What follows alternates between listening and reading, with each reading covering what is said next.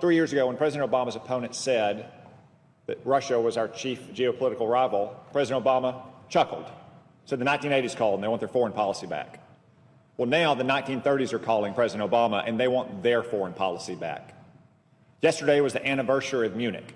How fitting that Russia conducted its first major military operations outside of its near abroad since the end of the Cold War on that anniversary in Syria yesterday, because the president's foreign policy has invited exactly this kind of provocation all around the world.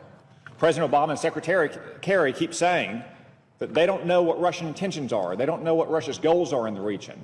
It's very simple, so let me lay it out clearly. Russia is an enemy. Vladimir Putin is a KGB spy who views the world as a zero-sum game. In the short term, he intends to prop up his tyrannical ally, Bashar al-Assad. He wants to preserve access to his only expeditionary military bases outside of his country.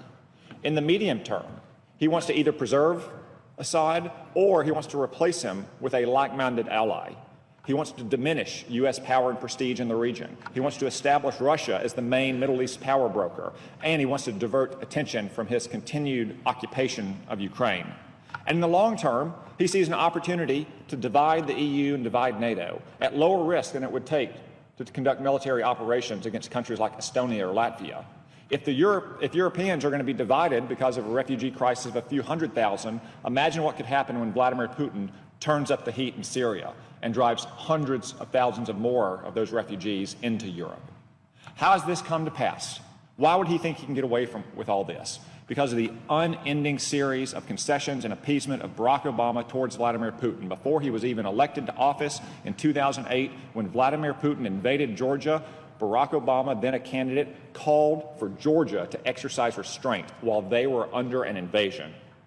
Just a couple months later, he called for a reset in relations while there were still Russian troops on Georgian soil. A few months after that, he withdrew missile defense systems from the Czech Republic and Poland on the 70th anniversary of Russia's invasion of Poland, without so much as a heads up and without getting anything in return. He entered into the New START Treaty, which allows Russia to continue to grow their nuclear forces while requiring the United States to reduce ours. In a hot mic moment, he was caught with Dmitry Medvedev promising more flexibility towards Russia after the election of 2012. He fought tooth and nail against the Magnitsky Human Rights Act, only accepting it once he realized it had overwhelming bipartisan support in the Congress. He continues to look the other way as Russia violates the Intermediate Range Nuclear Forces Treaty. He jumped at the opportunity that Vladimir Putin provided him in 2013 to avoid carrying out his airstrikes in Syria to enforce his own red line. Just as in Georgia, when Vladimir Putin invaded Crimea, he demanded restraint from the government of Ukraine. When Vladimir Putin began to conduct operations in eastern Ukraine, he looked the other way, he imposed weak sanctions. To this day, he refuses to arm them in the ways that they are desperately calling for. So, what should we do now? Again, I think it's pretty simple. Let me lay it out. We should make it clear that Vladimir Putin and Russia will not be a power in the Middle East. We should pressure our partners to do the same thing. We should establish no-fly zones in Syria and make it clear that any aircraft that enters those zones will be shot down.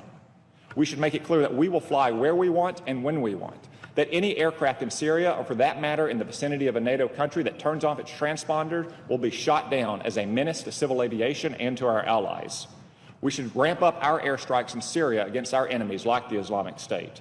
We should threaten Iran with termination of the nuclear deal because they are continuing to provide support for Bashar al-Assad. We should make it clear that Israel retains the right to interdict missile shipments from Iran through Syria to the terrorist group Hezbollah.